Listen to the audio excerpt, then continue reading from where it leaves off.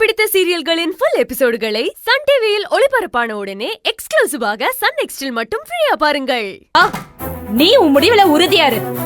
உனக்கு உடம்பு சரியில்லாம போச்சு, அத சாக்கா வச்சு சரியான நேரத்துல நான் செல்வத்தை வீட்டுக்கு கூட்டிட்டு வந்துட்டேன்.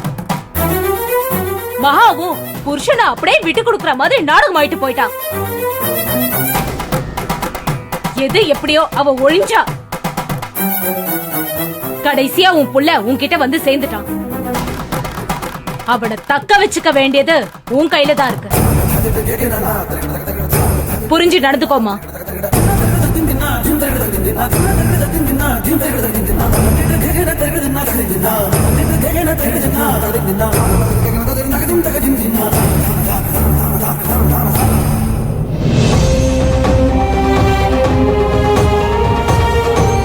டேய் செல்வம், ஹெட் ஆபீஸ்க்கு அனுப்ப வேண்டிய ஃபைலை கேட்டா நீ இதை கொடுத்து அனுப்பிச்சிருக்க.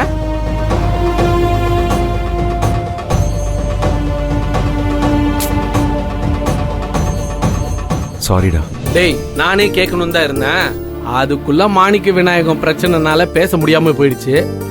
ஆமா, நேத்து அதிர்ஷ்டம் எல்லாம் பண்ணி கொடுத்து ஒரே ரொமான்ஸா தான் இருந்திருப்ப, அப்புறம் ஏன்டா காலையில இருந்து சோகமாவே இருக்க? இல்லடா, நானே இது உங்ககிட்ட காலையிலே சொல்லணும்னு நினைச்சிட்டு இருந்தேன்.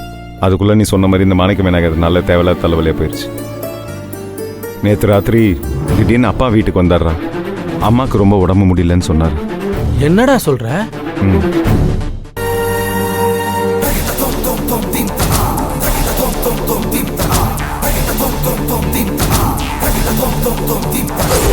மகா,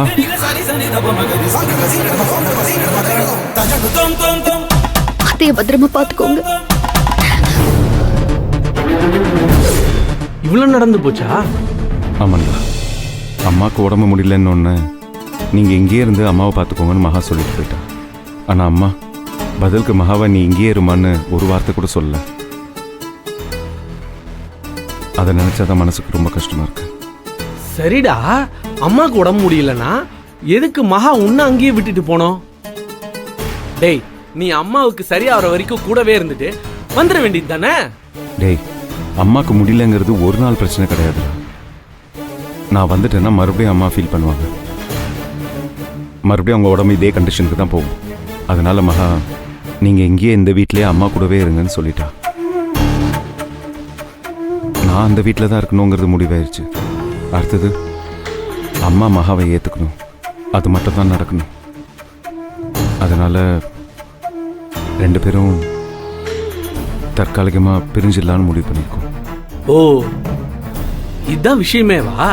சாரிடா, உன்கிட்டயும் சங்கீதா கிட்டயும் சொல்லாமல் பரப்பிட்டோம். டேய், அதுவா பிரச்சனை? டேய், ரெண்டு பேரும் பிரிஞ்சு இருக்கிறதுக்கு நீ ஒத்திருந்திருக்க கூடாதுடா. மகாவும் கூட இருக்கணும்னு நீ அம்மா கிட்ட சொல்லி இருக்கணும்டா. நேற்று இருந்த சூழ்நிலைக்கு அதெல்லாம் என்னால் சொல்ல முடியலடா. அம்மாவோட உடம்பு அந்த அளவுக்கு மோசமாக இருந்துச்சு. நான் அங்கே போகலன்னா அவங்க நிலைமை இன்னும் ரொம்ப மோசமாக இருக்கும். சரி, காலையில் மகாவை பார்த்தியா?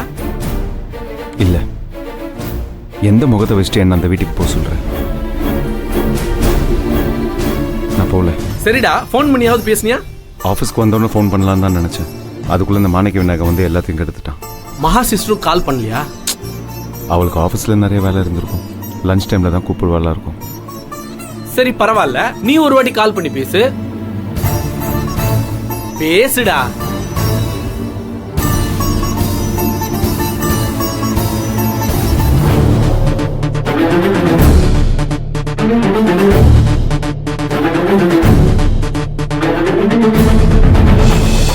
ஸ்வேதா, நானும் விஜயும் செக் பண்ணி தர்றத அயர்ன் பண்ணி 100 பீசஸ்னு ஒரு பாக்ஸ்ல பேக் பண்ணணும்.